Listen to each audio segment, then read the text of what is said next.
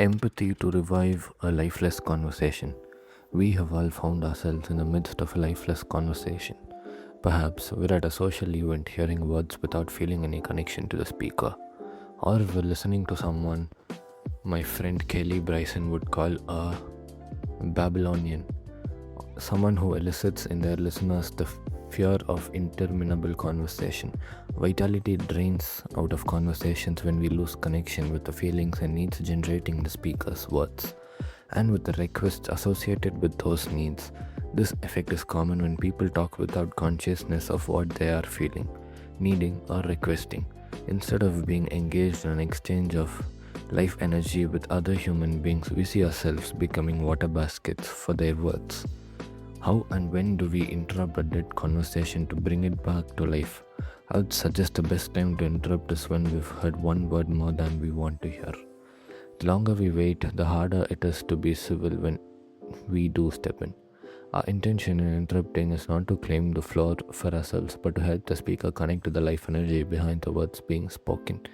We do this by tuning into possible feelings and needs. Thus, if an aunt is repeating the story about how 20 years ago her husband deserted her and her two small children, we might interrupt by saying, "So, auntie, it sounds like you are still feeling hurt. Wish you had been treated more fairly." People are not aware that empathy is often what they are needing. Neither do they realize that they are more likely to receive that empathy by expressing the feelings and needs that are alive in them than by recounting tales of past injustice and hardship.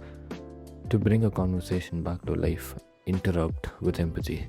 Another way to bring conversation to life is to openly express our desire to be more connected.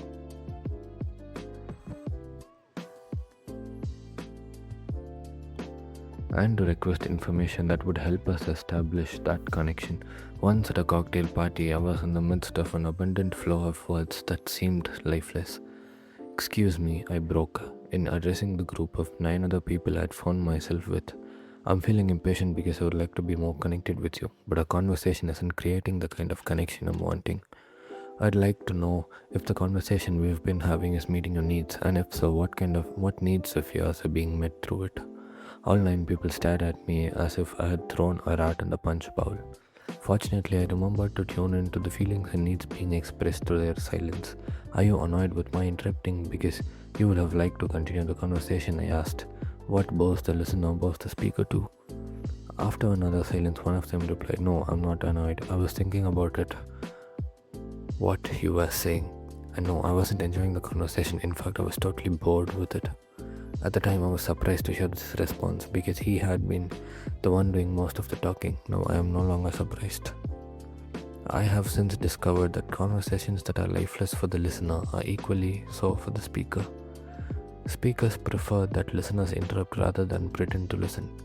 You may wonder how we muster the courage to flatly interrupt someone in the middle of a sentence. I once conducted an informal survey posing the following question. If you are using more words than somebody wants to hear, do you want that person to pretend to listen or to stop you? Of the scores of people I approached, all but one expressed a preference to be stopped. Their answers gave me courage by convincing me that it is more considerate to interrupt people than to pretend to listen.